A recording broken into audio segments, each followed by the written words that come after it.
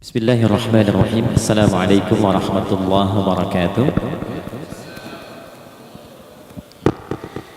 Alhamdulillah wa ala rasulillah Muhammad ibn Abdullah wa ala alihi wa sahbihi wa man walah wa ba'd. Fa ya ibadallah, usi nafsi wa iyyakum bi taqwallah faqad fazal muttaqun fala tamutunna illa wa antum muslimun. Faqala ta'ala ya ayyuhalladzina amanu taqullaha haqqa tuqatih wa la tamutunna illa wa antum muslimun.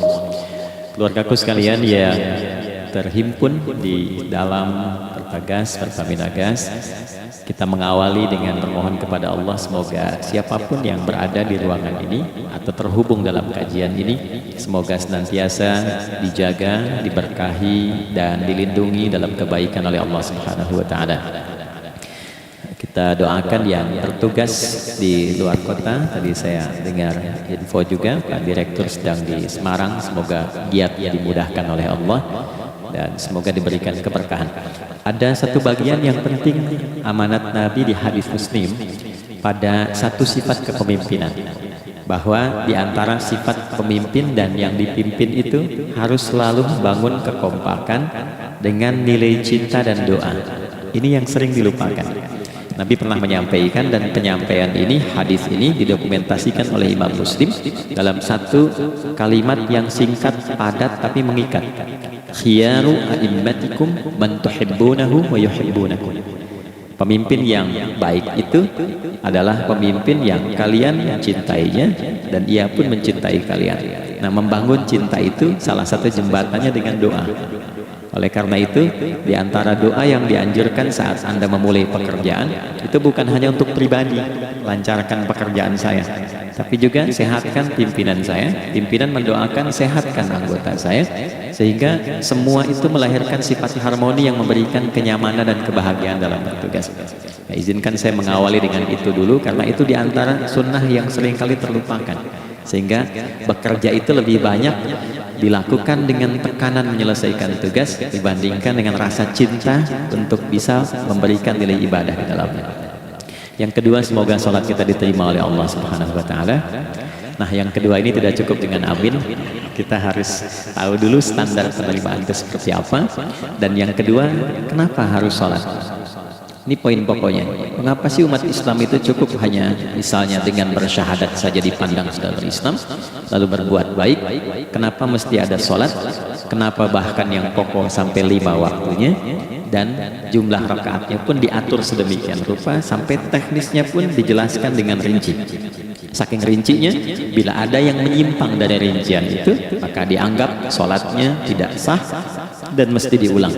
Shallu kama ra'aitumuni usalli, sholatlah kalian seperti kalian persis melihat aku menunaikan sholat. Dan dalam sholat inilah kemudian ada sanad yang tersambung secara ketat sampai-sampai dalam hadis Muslim nomor hadis 397. Demikian di Al-Bukhari juga diabadikan di nomor hadis 757 oleh sahabat Abu Hurairah. Sanadnya tersambung kepada Khalad bin Rafi Az-Zuraiqi, seorang yang sholat di samping Nabi tapi bermasalah sholatnya, lalu Nabi meminta beliau untuk mengulangi sholatnya sampai 3 kali peristiwa itu, hingga beliau berkata, ya Rasulullah alimni ma uhsinu ghairah. Ya Rasulullah, tolong ajarkan kepadaku, karena aku tak punya pengetahuan lebih dibandingkan dari apa yang telah aku kerjakan. Nah, dari dasar ini melahirkan satu pertanyaan kritis, ya, dan juga perlu argumentasi yang kuat secara syariah mengapa kita menunaikan ibadah salat. Baik teman-teman sekalian, karena waktu kita sangat padat, ya, kita manfaatkan sebaik-baiknya. Saya mohon izin, kajian kita akan lebih fokus kepada inti materi sehingga manfaatnya lebih banyak kita dapatkan. Salat satu-satunya amalan di dalam Islam yang mencakup 4 bagian pokok dalam beragama. Jadi ketika seseorang menetapkan dirinya beragama dan ciri satu nilai agama itu bernilai benar, ya, dalam nanti kalau kita mau komparasikan atau kita riset, itu ciri pokoknya ada 4. Satu, ada aspek namanya aspek keyakinan, ya, tauhid atau akidah. Nggak mungkin kan beragama kalau nggak yakin. Ya, karena itu pasal 29 ayat kedua itu mengandung nilai keyakinan. Negara menjamin kemerdekaan tiap-tiap penduduk untuk memeluk agamanya masing-masing dan beribadah menurut agama dan kepercayaannya itu. Ya, jadi nggak mungkin kita bisa menghasilkan nilai kepercayaan dan ibadah kalau tidak ada unsur keyakinan. Atau bahasa kitanya disebut dengan iman. Ya, nah, iman itu nanti juga dipaku dalam setiap nilai kebangsaan di konteks Negara Kesatuan Republik Indonesia. Ini yang paling membahagiakan. Jadi mau jadi pegawai apapun itu syarat, ya, salah satu syarat yang melekatnya beriman dan bertakwa kepada Tuhan yang Maha Esa, ya kan? Ya, kemarin saya di BPK itu ada 11 bab Romawi, 40 pasal. Ya, di bab yang keempat pasal 13 tentang pemberhentian dan pengangkatan itu ada 11 poin A sampai K. Di poin B yang keduanya syarat menjadi bagian dari anggota BPK itu beriman dan bertakwa kepada Tuhan yang Maha Esa. Baik, di Undang-Undang Pendidikan Sisdiknas nomor 20 tahun 2003 itu kalau kita baca dari poin menimbang ada 4, di poin B-nya saja sudah ada iman. Ya, Undang-Undang Dasar 1945 mengamanatkan pemerintah mengusahakan satu sistem pendidikan, ya, nasional yang meningkatkan keimanan dan ketakwaan pada Tuhan yang Maha Esa serta akhlak mulia, baru mencerdaskan kehidupan bangsa. Ya, secara singkat, satu, agama dianggap benar kalau ada doktrin keimanan, ada akidah, ada tauhidnya. Yang kedua, ada ibadahnya. Ya, sebagai pembuktian kita beriman, buktinya apa? Ya kan? Saya beriman kepada Tuhan, kita tetapkan misalnya Allah. Apa pembuktian keberimanan kita kepada Allah? Ya, kan pembuktiannya itu mesti diwujudkan dalam bentuk sikap. Sikap itulah yang disebut dengan ibadah. Konsepsi ini ada di Quran surah ke-20 Thaha ayat ke-14. Innani anallahu la ilaha illa ana fa'budni. Ya, sungguh aku tegaskan bahwa akulah Allah, satu-satunya Tuhan yang layak dipertuhankan dan disembah. Ketika Anda mempertuhankan aku, fa'budni, maka buktikan kebertuhananmu kepadaku dengan menyembahku. Karena itu namanya Allah punya dua arti. Satu yang dipertuhankan, kan? Ilahun wahid. Yang kedua yang disembah. Ya, jadi yang dipertuhankan dan disembah. Oke. Tiga. Yang ketiga harus punya unsur praktikal atau implementatif dalam interaksi kehidupan. Ya, jadi bukan cuma nyembah Tuhan, bimbingan kehidupannya apa? Implementasi dari ibadah itu. Ya, ciri umat beragama itu kan bukan hanya sekedar saya yakin, beriman, saya ibadah. Terus bukti ibadah itu dibawa dalam berinteraksi hariannya seperti apa wujudnya? Ya, makanya ketika dulu orang itu jujur, orang itu bangga dengan kejujurannya bukan sebagai orang jujur, tapi sebagai muslim. Jadi ketika ditanya, "Kenapa Anda jujur?" "Karena saya muslim." Ketika ada seorang penggembala di Sahara yang sangat gersang, diuji oleh Umar bin Khattab, ingin diambil kambingnya, kan kisahnya viral kan? Baik ya? Oh, tapi ini bukan punya saya. Bilang aja pada tuan Anda kalau kambingnya hilang satu dimakan serigala. Lantas di mana Allah? Jawaban itu yang menggetarkan kepada jiwa. Jadi kebenaran yang diungkap dengan sikap kejujuran itu implementasi nilai beragama. Nah, jadi praktek ibadah ada di muamalah. Oke, satu akidah dibuktikan lewat ibadah, ibadah diimplementasikan dalam muamalah. Itulah sebabnya nanti seluruh bagian tubuh kita ketika digunakan untuk bersifat dan bersikap itu ada tuntunan iman di dalamnya. Oke? Misal saya tanya begini ya, ini mukaddimah ya, kita belum mulai. Saya tanya gini, apa fungsi mata? Tuh kan, sudah keliru kan? Nah, kalau hanya melihat, hewan juga melihat. Ya, coba kambing melihat, ya kan? Elang melihat. Lalu apa bedanya fungsi mata kita dengan mata hewan? Ternyata ketika kita meriset ayat-ayat Al-Quran terkait dengan fungsi tubuh kita, itu rata-rata dibuka dengan iman dulu. Quran surah 24, surah Cahaya, ayat 30 untuk laki-laki, 31 untuk perempuan. Qul lil mu'minin, ya Muhammad katakan, viralkan pada pria-pria yang menyatakan dirinya telah beriman. Yaghuddu min absarihim, gunakan pandangannya itu yang dibimbing oleh imannya untuk melihat yang baik saja menurut standar imannya. Jadi kalau menurut imannya tak baik, nggak boleh dilihat. Karena itu ketika Anda sudah mengatakan asyhadu an la ilaha illallah, asyhadu anna muhammadar rasulullah, kalimat itu dari lisan turun ke hati, itu jadi cahaya ke bagian tubuh kita. Makanya ketika Anda melihat, itu ada cara pandang tertentu yang dibimbing iman, standarnya beda dengan tanpa iman. Kalau nggak ada iman, semua mungkin terlihat. Tapi ketika ada iman, hati kecil Anda akan bicara, ini nggak baik. Palingkan. Nah, memalingkan dari yang tak baik menurut iman, itu namanya ghaddul basar. Oke, perempuan juga begitu, setara. Wa kullil mu'minati yaghdudna min absarihinna. Dan katakan pada setiap perempuan yang menyatakan dia beriman, maka gunakan pandangan itu dengan bimbingan iman. Ketika tak baik menurut imannya, palingkan. Ya, Anda lihat kajian di YouTube, terus ada iklan kan? Terus menurut standar iman nggak bagus, itu otomatis akan nggak suka itu. Ya, pasti dipalingkan. Ya. Karena kalau naik pesawat ya, tugas keluar tuh, tugas keluar. Kalau pramugari lagi demo tuh yang dilihat pramugarinya apa demonya. Nah, iman itu akan bekerja di situ tuh. Ya, palingkan tuh. Nah, sama dari mata turun ke jangan langsung ke hati aja, ke lisan dulu kan, ya, ke mulut kan. Itu mulut tuh ketika digunakan fungsinya, imannya disebut dulu. Ya, Quran surah 49 ayat 11 misalnya, ya ayyuhalladzina amanu, imannya dulu. La yaskhar qaumin qaum. Ayat 12-nya la yaghtab ba'dukum ba'dha. Hai orang-orang yang telah menyatakan beriman. Kalau pakai alladzina disebutkan 1080 kali dalam Al-Quran, itu kalimatnya diksinya singkat, padat, mencakup semua tanpa sekat. Oke, jadi kalau laki-laki, perempuan, tua, muda, besar, kecil, beda strata, duniawi, itu semua tercakup di dalamnya. Hei semua yang telah menyatakan beriman, gunakan imanmu untuk membimbing lisanmu bertutur. Kalau masih merasa punya iman, jangan gunakan lisan untuk mencela, merendahkan orang, untuk bergibah, membuat hoax. Didetilkan oleh Nabi, kalimatnya jelas, man kana yu'minu billahi wal yawmil akhir falyakul khairan aw liyasmut. Siapapun. Nah, dari alladzina ketika dirinci pakai man. Ya, man itu bentuk tunggal, ya, personal, tapi maknanya general. Jadi kalau Anda, saya, kita baca ayat atau hadis ada man, posisikan Nabi sedang bicara ke kita. Ya, hey Adi Hidayat, posisikan Nabi bilang gitu. Kalau engkau merasa beriman sama Allah dan yakin dihisab di hari kiamat, jaga lisan. Katakan yang baik dengan bimbingan imanmu, tak mampu engkau diam. Jadi cukuplah suami istri itu menggunakan satu hadis ini, pasti sakinah itu muncul dalam kehidupan rumah tangganya.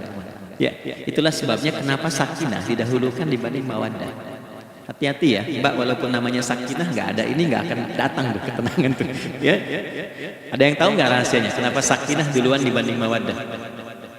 Ya, 5 juta. Ya, waktu habis karena padat sekali. Maddah jamaknya mawaddah, rasa kasih yang tumbuh dari pemberian materi. Jadi kalau rumah tangga itu ingin cenderung pada kebahagiaan, boleh berbagi dengan materi. Ya, istri cemberut, Anda datang dengan senyuman, saya kenapa? Ini emas 2 kilo ya, nah itu pasti sehat lagi tuh. Ya, itu mawaddah. Tapi maaf, walaupun Anda mapan bekerja, harta cukup melimpah, ruah, tapi tidak ada ketenangan di rumah tangga, tidak ada sakinah, maka hampa kehidupan rumah tangga itu. Itulah sebabnya kenapa di Quran sakinah lebih dulu dibandingkan dengan mawaddah. Saya tanya ibu deh, ibu pilih mana? Kaya tapi gelisah atau miskin tapi tenang? Oke. Saya paham itu. Saya paham. Suami juga sepakat semuanya. Ya, artinya apa? Kita nggak bisa menghilangkan unsur tenang. Oke, itu hanya pembuktian argumentatif ya, supaya kajiannya lebih kepada argumen. Jadi ada akidah terkorelasi dengan ibadah, implementasinya di aspek muamalah. Nah, nanti cara bermuamalahnya diatur lewat akhlak namanya. Bagaimana bermuamalah yang baik? Kan Anda, maaf ya, berekspresi kepada pimpinan dengan kawan kan berbeda. Oke, kepada orang tua dengan anak kan lain. Nah, yang mengatur interaksi kita sehingga terjalin harmoni yang baik, itulah yang disebut dengan akhlak. Nah, 4 poin inilah yang menjadi inti dakwah Nabi SAW ketika diutus oleh Allah Subhanahu wa Ta'ala. Memastikan 4 ini bisa optimal kita lakukan dalam kehidupan. Bonusnya yang kelima, selalu meningkatkan inovasi sehingga selalu mendapatkan hal baru dalam kehidupan. 5 ini digabungkan di Quran surah kedua Al-Baqarah di ayat 151. Kama arsalna fikum rasulan minkum yatlu alaikum ayatina. Satu. Oke, wa yuzakkikum. Dua, akhlak. Wa yu'allimukumul kitaba. Tiga, wal hikmah. Empat, lima, wa yu'allimukum ma lam takunu ta'lamun. Kelima-limanya ini digambarkanlah dalam bentuk ibadah yang melatih kita sebagai fondasi awal menuju dan memantapkan lima hal ini, yaitu sholat. Itulah sebabnya kenapa sholat yang pokok dilakukan 5 waktu dalam sehari untuk mewujudkan 5 hal ini dalam kehidupan, dan satu-satunya ibadah yang mengumpulkan 5 aspek ini dalam prakteknya hanya sholat. Hanya sholat. Oke, mari kita detilkan, kita rinci, dan di sini kita akan mulai kajian kita. Tadi mukadimah ya. Baik, kita punya 30 menit, padat sekali. Bismillahirrahmanirrahim. Satu, sholat adalah perwujudan iman seorang hamba. Karena itulah kalimat sholat pertama kali disebutkan dalam Al-Quran, itu letaknya setelah kalimat iman. Al-Baqarah ayat 3, alladzina yu'minuna bil ghaibi wa yuqimunas shalah. Orang-orang yang telah menyatakan beriman dan konsisten menjaga iman. Beda alladzina amanu dengan yu'minun. Amanu telah beriman, tapi kalau dia komitmen dan konsisten terus menjaga imannya sampai saat dia berpulang pada Tuhannya, maka berubah nanti bentuknya. Kalau di bahasa Arab jadi mudhari'. Kalau di bahasa Inggris kan itu punya 3 arti, present, continuous, and future. Jadi kalaupun sekarang terus berlangsung sampai masa depan pun saya tetap akan beriman. Nah, pembuktian untuk menjaga iman itu pembuktian utamanya pada sholat. Itulah sebabnya satu-satunya amal ibadah dari rukun Islam yang 5 itu, ya, satu-satunya amal ibadah yang disebut iman dalam Al-Quran hanya sholat. Teman-teman boleh buka Quran surah kedua Al-Baqarah di ayat 143. Ya, di pertengahan ke ujung ayatnya saya percepat. Wa ma kana Allahu liyudhi'a imanakum. Dan Allah gak akan pernah menyia-nyiakan sholat seseorang yang dikerjakan karena imannya. Ayat ini turun, maaf, ketika ada terjadi pergantian arah kiblat dari yang tadinya semula ke Masjidil Aqsa lalu berputar 180 derajat beralih ke Masjidil Haram. Nabi sedang berada di luar Madinah. Madinah tempo dulu wilayahnya nggak seluas cakupan sekarang. Kalau diilustrasikan area sekitaran Masjid Nabawi sekarang itulah Madinah lah. Di luar itu sudah di luarnya. Nah, Nabi sedang sholat, riwayatnya banyak menyebutkan, ada yang mengatakan zuhur, ada asar, ada maghrib. Di pertengahan itu turunlah Al-Baqarah ayat 144. Qad nara taqalluba wajhika fis sama' falanwalliyannaka qiblatan tardaha fawalli wajhaka syatral masjidil haram. Maka berputarlah dengan turunnya ayat ini 180 derajat menghadap ke arah Masjid Al-Haram. Problemnya adalah ketika Nabi dan pengiring beliau kembali ke Madinah, area Masjid Nabawi, kan gak semua masyarakat ikut. Maka virallah informasi itu bahwa kiblat telah beralih ke kiblat awal, yaitu Ka'bah Al-Musyarrafah. Maka penduduk panik pada saat itu, status sholat kami yang tadi dikerjakan bagaimana? Karena sedang nggak bisa diulang, sudah pindah waktu. Maka turunlah kemudian firman Allah yang Al-Baqarah 143 itu, wa ma kana Allahu liyudhi'a imanakum. Karena engkau mengerjakan sholat itu dengan imanmu, maka Allah nggak menyia-nyiakan imanmu itu. Maksudnya apa? Walaupun arah kiblatnya tidak tahu mengarah kepada sisi yang belum berubah, tetap dihitung pahalanya sempurna karena imannya.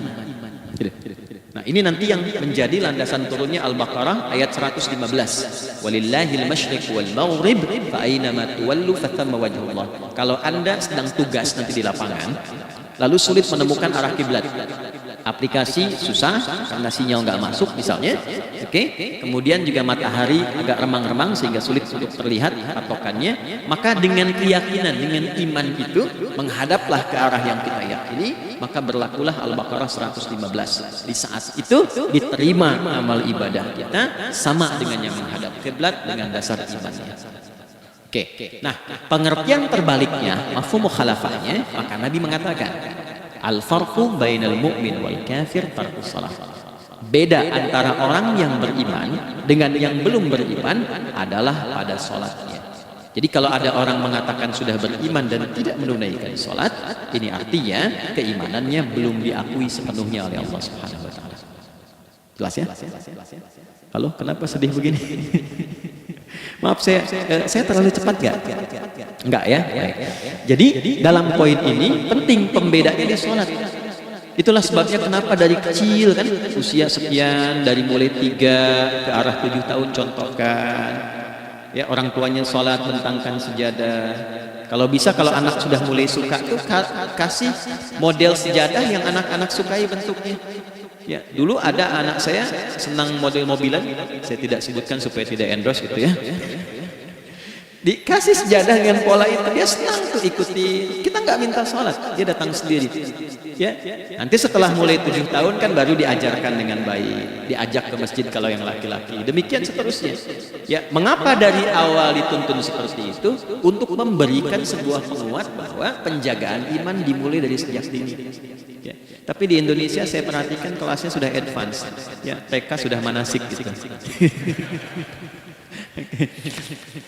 Itu satu ya. Karena nanti kalau Nabi bilang begitu artinya akan terjadi orang mengatakan beriman tapi tidak sholat.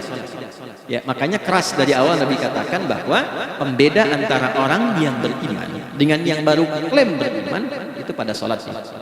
Ya, pada sholatnya mengerjakan sholat maka sah status imannya, tidak menunaikan sholat maka bermasalah imannya. Itu poin yang pertama. Yang kedua teman-teman sekalian, ibadah. Kita lanjut ya. Sholat adalah bagian pokok terpenting dari ibadah.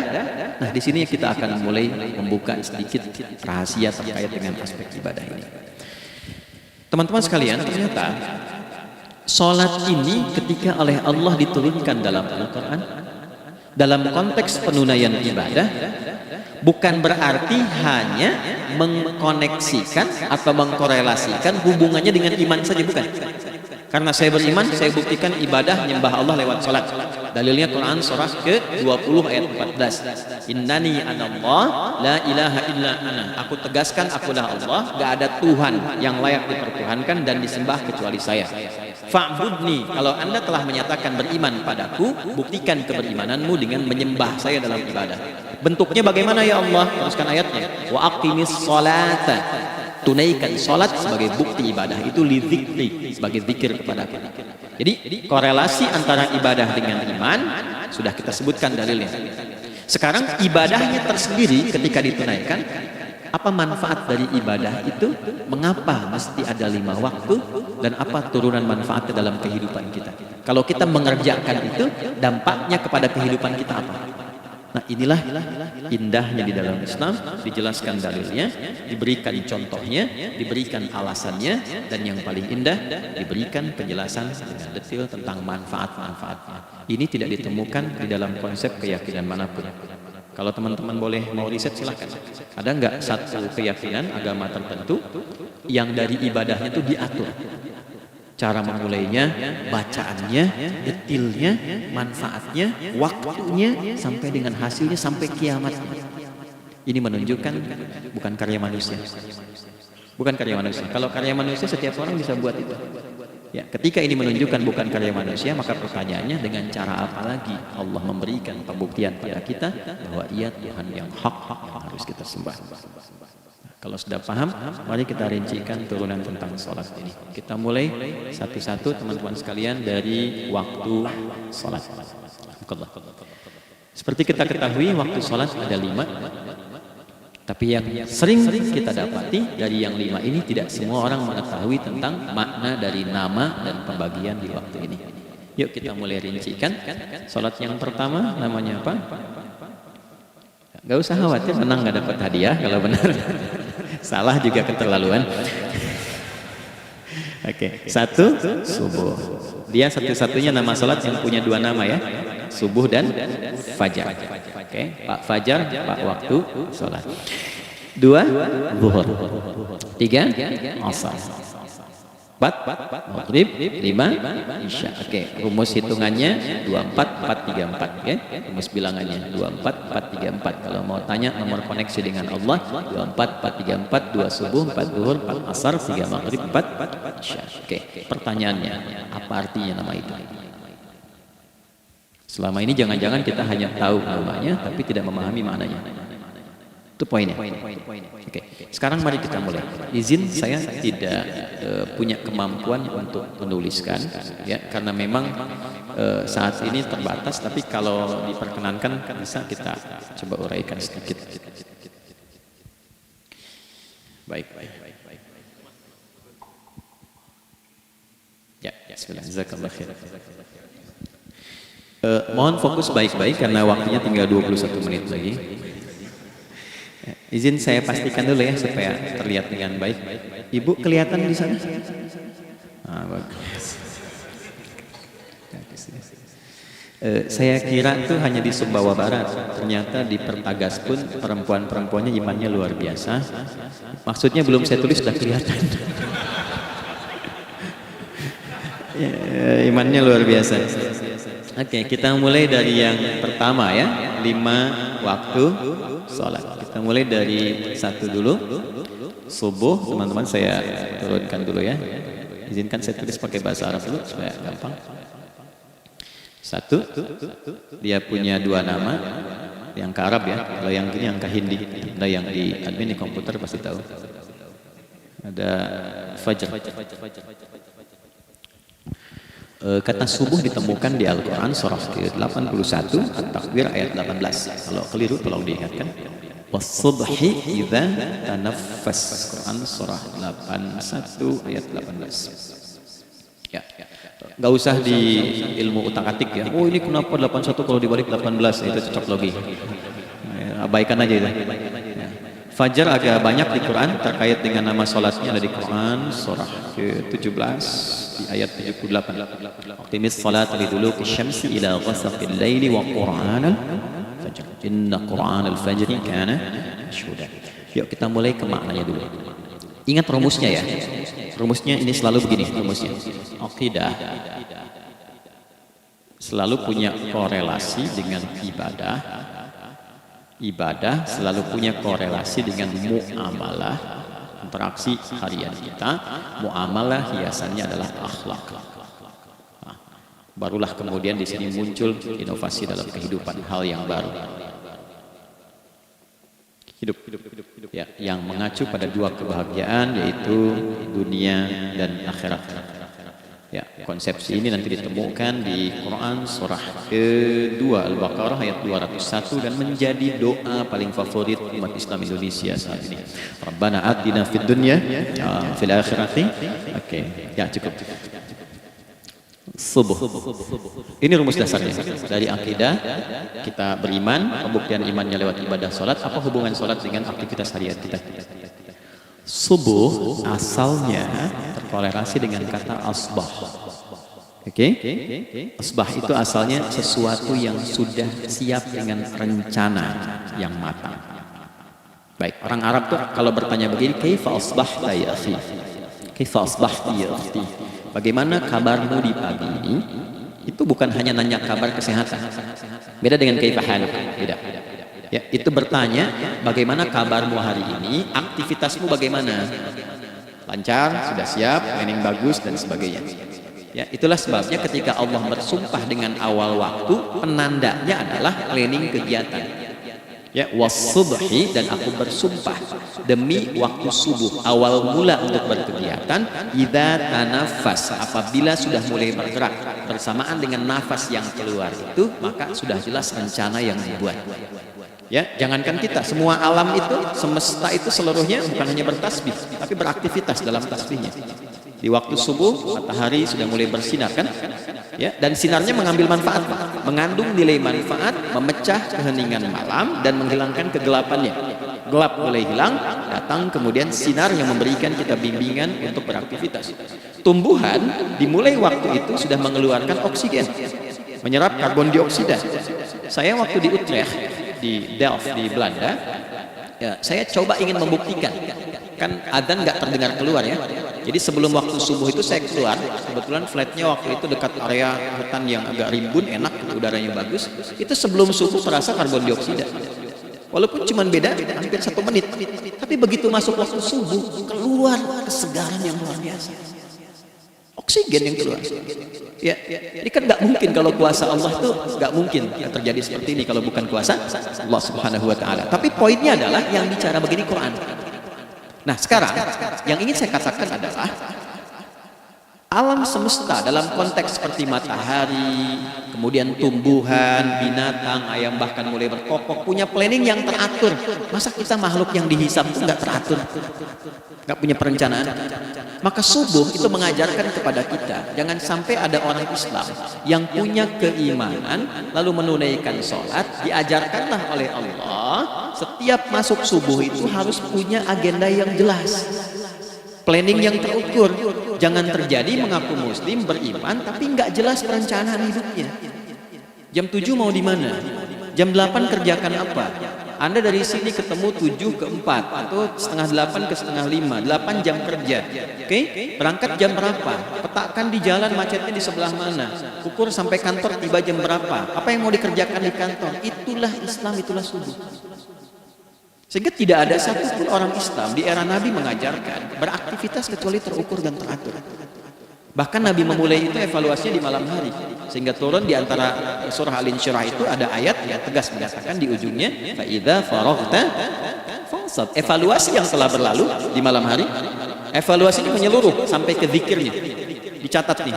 Ya, aku hari ini secara spiritual itu mohon maaf salat jamaahnya berapa waktu tuh? Dari 5. Oke? Misalnya dari 5 itu cuma 4, berarti koreksi ada yang kurang. 1. Ya. Yang kedua, secara intelektual sudah berapa bacaan yang dibaca saat ini? Ilmu yang ditingkatkan, mensyukuri anugerah akal dan sebagainya. Bekerja sempurna enggak? Turunkan ibadahnya bagaimana? Ketika ada yang kurang istighfari. Ya, sebagai seorang ayah ada nggak sesuatu yang salah yang dilakukan belum sempurna? Sebagai seorang ibu, anak dan sebagainya, istighfar. Itulah sebabnya sebelum tidur Nabi ajarkan istighfar. Yang kita tahu 70 kali kan, 100 kali. Yang saya tanya, 1 ke 70 itu istighfar apa saja? Apakah hanya bilangan di lisan? Atau dari lisan diingatkan oleh pikiran, ditembuskan ke hati? Istighfar sebagai seorang ayah yang kurang maksimal melihat anak dengan baik. Anda boleh punya jabatan di kantor, boleh direktur, boleh manajer, boleh macam-macam. Tapi ketika Anda pulang, Anda seorang ayah. Saya di Timur Tengah disebut syekh, di sini dipanggil kiai, dipanggil ustaz. Pulang ke rumah, anak saya nggak kenal itu semua. Anak saya nggak peduli itu semua. Belum pernah seumur-umur saya mengajar, lalu saya pulang, anak saya menunggu depan pintu dan memanggil kiai.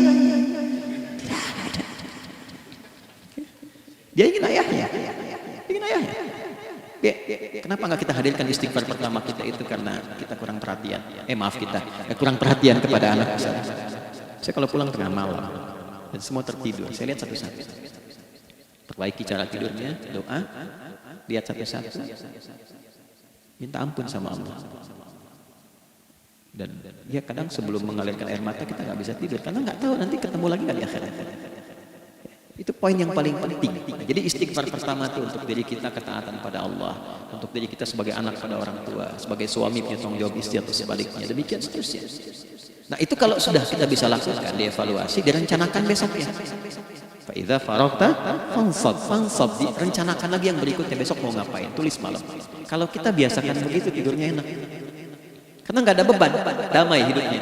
Dengan teman damai kalau ada perselisihan sebelum tidur.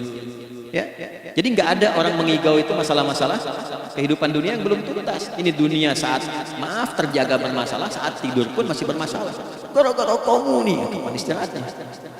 Ya. Nah, ketika kita bangun dari subuh itu, maka rencana yang sudah kita siapkan itu teman-teman sekalian dibawa menghadap Allah supaya minta kemudahan, minta kelancaran, minta pendampingan, minta bimbingan. Itulah sebabnya kita dipanggil sholat di awal waktu, supaya rencana yang sudah kita siapkan itu minta taufiknya, persetujuan dan perlindungan dari Allah. Inilah yang menjadikan rahasia umumnya para sahabat memulai berkegiatan sejak dari masjid. Teman-teman boleh riset hadis-hadis tentang sholatnya sahabat dan kaitannya dengan syuruk dan pekerjaan. Rata-rata memulai dari masjid. Mereka tungguin evaluasi, begitu siap syuruk, minta sama Allah, berangkat. Saya mau kasih satu rahasia ya, boleh jadi ijazah tapi di antara kita aja ya. Anda boleh lakukan berangkat ke masjid itu dengan baik.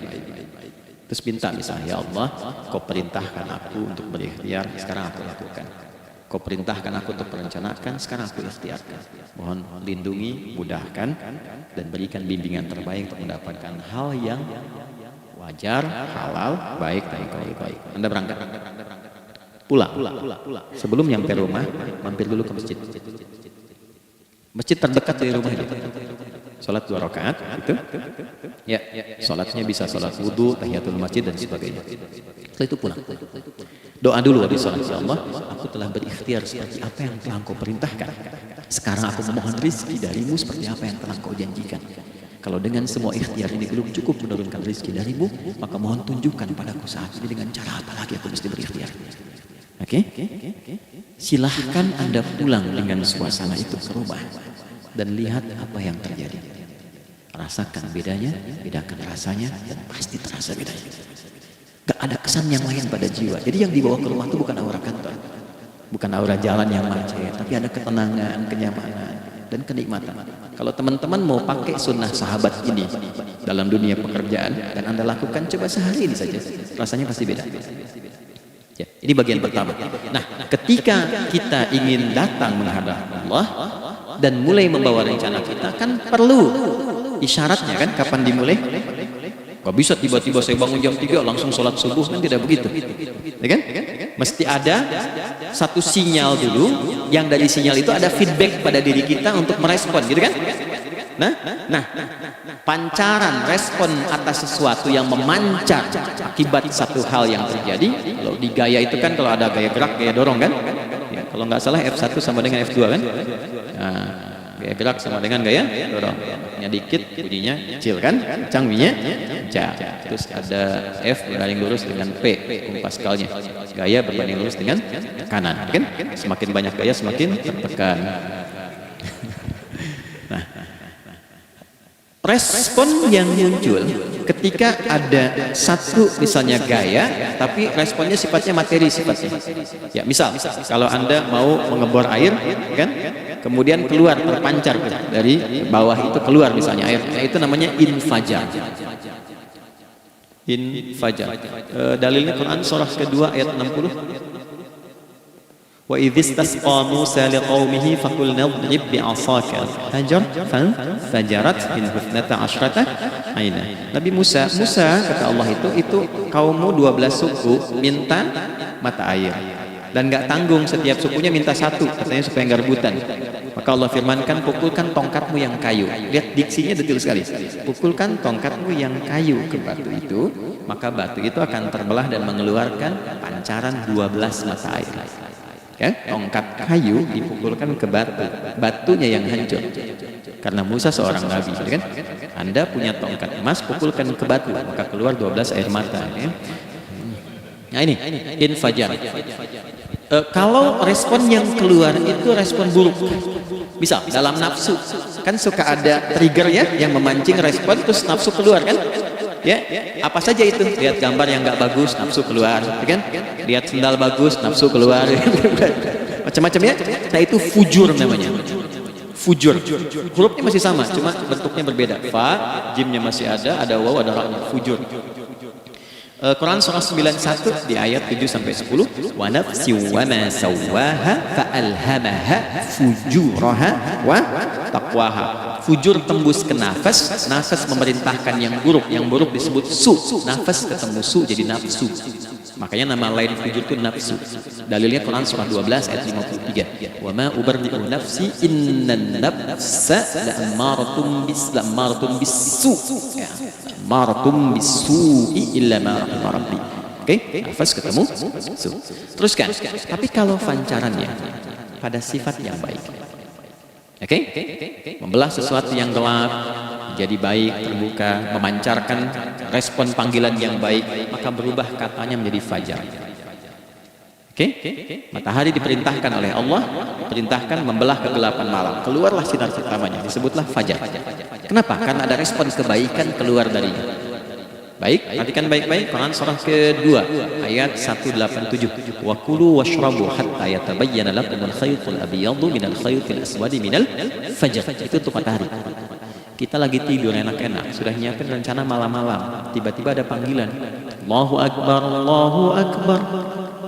Itulah tandanya hati kita mengkonfirmasi iman kita dalam diri kita. Cepat, sudah adzan. Pernah begitu? Nah, konfirmasi itulah dalam bahasa lain yang disebut dengan fajar namanya. Datang. Jadi waktunya matahari membelah disebut dengan fajar, konfirmasinya pun disebut dengan apa? Fajar. Ya. Jadi bersamaan waktunya dengan dua hal itu, datanglah panggilan. Itu yang dimaksud Quran, hubungan iman dengan konfirmasinya sampai ke salatnya ada di Quran surah 8 ayat 2. Innamal mu'minuna iman alladzina idza dzukirallahu adzan wajilat qulubuhum iman. Jadi begitu ciri iman itu ada dalam jiwa, dipanggil lewat adzan, kan? Allahu Akbar, langsung merespon, ya Allah sudah adzan. Walaupun setelah adzan ada lagi getaran, baru adzan belum qomat, kan? Nah, misal ya. Nah, tapi inilah fajar. Jadi maksudnya rencana Anda ini agak jarang dibahas ya. Mohon maaf, ilmu ini agak jarang. Jadi jangan Anda bilang saya bid'ah, bukan. Ya, bukunya ada, referensinya ada. Cuman karena jarang dikaji, jangan sampai kekurangan pengetahuan menghukumi yang tahu jadi salah gitu. Ini poinnya. Jadi saya kalau bahas satu masalah, itu bukunya saya kumpulkan. Tafsir awal sampai akhir yang ada apa, buku-buku tentang sholat apa, baru kita keluarkan jadi bagian topik-topik tertentu yang dibahas. Problemnya ketika membahas tentang ibadah cuma dua, satu tentang bacaan doanya apa, yang kedua tentang gerakan bagaimana mengerjakannya, yang ketiga jarang dibahas hikmahnya apa. Padahal rumus dalam ibadah itu dalam fikih tiga-tiga mesti dipakai. Jadi Quran surah kedua ayat berapa? Ayat 129. Rabbana wab'ats fihim rasulan minhum yatlu alaihim ayatika ini wa yu'allimuhumul kitaba ini wal hikmah ini. Barulah kita mendapatkan sesuatu yang baru. Ya, ini wa yuzakkikum dan di 151 Al-Baqarah wa yu'allimukum ma lam takunu ta'lamun. Jadi ini bukan ilmu yang baru, bukan, belum tahu saja. Jadi selama ini yang kita kerjakan jangan sampai terbatas pada ritualnya saja untuk mencukupkan ini. Hubungan ritual dengan ini apa gitu. Ya, jadi subuh ini mengkonfirmasi bahwa ada satu keteraturan dalam kegiatan kita. Ya, alhamdulillah. Dua, siang. Oke, setelah subuh, fajar, salat apa? Zuhur. Oke, saya tanya pada Anda, zuhur itu artinya apa? Sudah, cukup katakan Allahu a'lam. Waktunya terbatas ya. Nah, sahabat ditanya nggak tahu Allahu a'lam. Anda sahabat bukan, tabi'in bukan. Zuhur. Waktu tinggal 4 menit lagi. Oke, teman-teman, kalau kita jeli, ini kan sholat dikerjakan di siang hari kan? Siang itu bahasa Arabnya nahar. Naharun itu siang. Tapi kenapa sholatnya zuhur? Kok nggak sholat nahar gitu? Ya, lohor ini paksain saya. Zuhur lohor. Ya. Terus sore biar nyambung cepat. Sore bahasa Arabnya kan masa. Masa al-khair, selamat sore. Kenapa kok sholatnya asar? Kok sholatnya namanya asar? Oke? Maghrib, Isya. Isya kan malam kan? Kenapa nggak lail? Lail itu kan malam. Kalau ada yang istimewa di malamnya itu lailah namanya. Makanya ketika turun Al-Quran disebut Lailatul Qadar. Karena malamnya istimewa. Beda, lail dengan lailah itu beda. Lail itu waktu malam, lailah ada yang istimewa di malam itu. Ya, jamaknya lail, layali, lela, lili, lala itu malam. Ibu Lili itu malam-malam. Ya. Zuhur artinya jelas, terang. Ada idhar, dibaca dengan jelas terang, gak boleh dengung. Man amana, ya kan? Ya, min husni harus jelas. Ya, ada a jelas. Zuhur kenapa disebut zuhur? Untuk evaluasi kegiatan kita dari setengah hari. Sudah jelas belum hasilnya? Ya, Anda punya rencana di sini, evaluasi di siang. Jelas gak hasilnya? Pekerjaan Anda yang sekarang diamanahkan dari pagi jam 7 sampai sekarang, evaluasi dulu. Dicek, jangan cuma ditinggalkan. Oke, saya sedang kerjain, tinggalin dulu sholat. Bukan begitu. Ketika akan sholat, Anda cek dulu. Dari ke siang itu tengah hari, bagaimana hasilnya? Ada yang perlu disempurnakan nggak? Ya, ketika ide-idenya mulai mentok, ada yang belum selesai, datang dulu sholat, tenang lagi.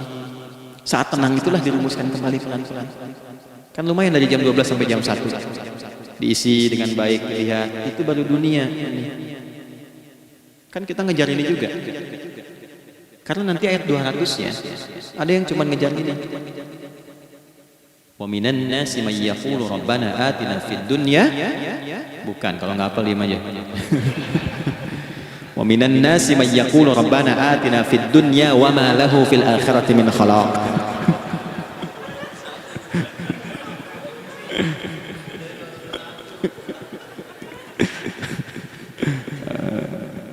Amin. Dan di antara manusia ada yang fokusnya hanya dunia yang dikejar, sehingga nggak kebagian akhiratnya. Padahal dia tahu dia mau pulang. Yang lebih aneh lagi, pengen pulang surganya Firdaus dekat dengan Nabi. Tapi tiap hari kerjakan dunia, dunia lagi, berangkat gelap, pulang gelap, terus meninggal gelap juga. Kan repot. Nah, maka mesti investasi kan. Anda kalau tugas keluar kan, apalagi keluar negeri kan hukumnya beda. Bekalnya pun tidak sama. Anda tugas ke Amerika, mata uangnya sudah beda, hukumnya sudah beda. Terus pengen pindah ke alam barzah, pengen hukumnya sama dengan dunia, mustahil. Ya, makanya dimensinya beda, keadaannya tidak sama, baju yang dipakai kan beda, barang-barangnya nggak sama. Makanya disebut setelah meninggal dunia, meninggalkan semua yang melekat pada dunia, pindah ke alam lain, persiapan menuju titik akhir yang tidak ada ujungnya lagi, nggak ada pembuka lagi. Jadi sudah ujung begini, nggak ada ruang lagi yang lain. Itu akhirat namanya. Makanya di sini cuma dua pilihannya. Kalau nggak ke surga, nah, itu. Ya. Apa investasi yang ada di sini? Maka siang itu dicek dulu, pekerjaan jadi ibadah nggak? Tadi niatin ibadah nggak waktu berangkat dari rumah? Kan? Waktu ngetik, waktu ngerjain di kantor, jadi ibadah nggak? Kalau ibadah, Anda nggak mungkin berbuat kriminal. Anda nggak mungkin berbuat maksiat, nggak mungkin nipu, nggak mungkin nyogok, nggak mungkin korupsi. Kan lagi ibadah, nggak mungkin curang. Kan lagi ibadah. Antah budallaha ka'annaka tarah. Anda itu mengerjakan segala hal sebagai ibadah, merasa diawasi Allah. Fa in lam takun tarah fa innahu yarah. Kalaupun Anda merasa nggak melihatnya, Anda yakin Anda dilihat. Itulah kerja pakai iman, maka ini di bawah idahnya. Jangan ditinggalkan. Nah, inilah yang selama ini kita butuhkan. Ya. Inilah yang melahirkan nilai etik, makanya adanya dalam jiwa. Takwa itu kan dalam jiwa, melahirkan etos. Etos mendorong kepada logos, logos melahirkan patos, kepantasan dalam bekerja. Jadi Anda sekuat apapun ilmunya, kalau nggak punya etos, itu rusak. Jadi tidak cukup akal sehat. Jiwa yang sehat itu lebih penting. Banyak orang akalnya sehat. Ingat, akal itu tidak memberikan perintah. Dia hanya merumuskan satu instruksi dalam jiwa supaya mudah dilakukan dan dieksekusi oleh fisik. Jadi akal yang sehat itu seberapa pandai ilmunya, seberapa cepat mengeksekusi perbuatan. Tapi kalau yang dieksekusi dari perintah nafsunya, masalah. Habis saja waktu itu. Ini gimana ini? Tolong jawab. Nah, teman-teman, karena sudah habis waktu jam 1, kita baru zuhur ini. Nah, yang paling menarik itu gini, yang paling menarik kalau ada orang belum sadar sampai zuhur tentang akibat kehidupan ini, maka muncullah asar. Apa asar itu? Kenapa mesti disebut dengan asar? Dan apa manfaat istimewanya asar kepada jiwa kita? Itu di kesempatan lain kita akan bahas. Teman-teman, waktunya sudah habis ya. Saya menghargai Anda, kan tidak boleh juga saya mengajarkan tapi mengambil yang sesuatu yang tidak tepat ya. Kita buktikan keimanan kita dengan mengerjakan amanah pekerjaan di tempatnya dengan baik, waktu digunakan dengan baik. Kita saling mendoakan supaya semua kita dijaga oleh Allah Subhanahu wa taala. Maafkan saya, lain kesempatan kita berjumpa kembali untuk melanjutkan apa yang telah kita bahas hari ini. Mari kita berdoa, semoga doa kita diterima oleh Allah Subhanahu wa taala.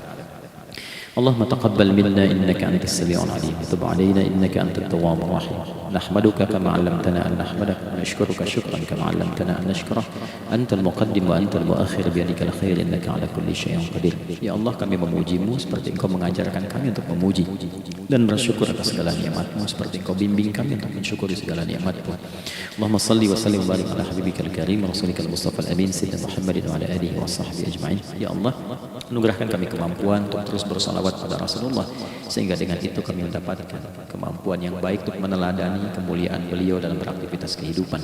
Rabbana la tada' lana fi maqamina hadza dhanban illa ghafarta. Ya Allah, jika ada pendosa hadir di ruangan ini atau terhubung dalam kajian ini, maka jangan biarkan ya Allah ia meninggalkan tempat ini dan kajian ini kecuali Engkau telah ampuni seluruh dosa-dosanya. Wala hamman illa farajtah. Ya Allah, jika ada satu di antara kami yang menghadiri kajian ini membawa kegelisahan, maka mohon tenangkan keadaan hati nantinya.